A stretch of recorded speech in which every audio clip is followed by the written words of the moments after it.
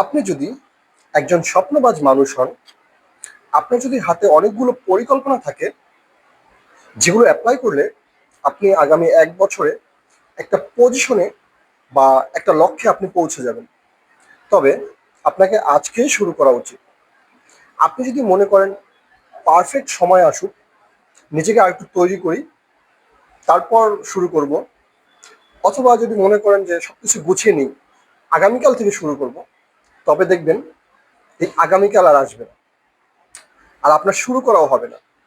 Perfect সময় এমনি এমনি আসবে না। একটা কিছু শুরু করার জন্য পারফেক্ট হতে হয় না, শুরু করলেই ধীরে ধীরে আপনি পারফেক্ট হয়ে যাবেন।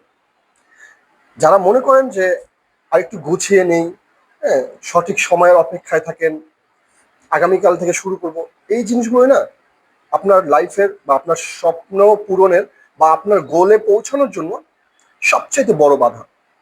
আপনি যদি এগুলো ওভারকাম করতে না পারেন, তবে আপনি যেখানে আছেন সেখানেই স্টাক হয়ে থাকবেন।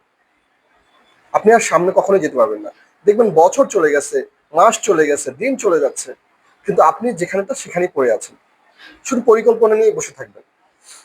কেউ একজন আপনার চাইতে কম যোগ্যতা সম্পন্ন লোক, কিন্তু সে শুরু করে দিয়ে আপনার চাইতে এগিয়ে যাবে, এটাই সায়েন্স।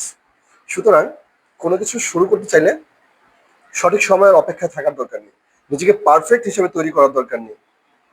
আপনি শুরু করে দিন, আপনার যে দক্ষতা আছে, আপনার যে নলেজ আছে, আপনি যা জানেন তাই দিয়ে স্টার্ট করেন।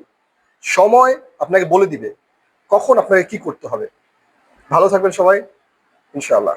সবার সাথে আবার দেখা হবে।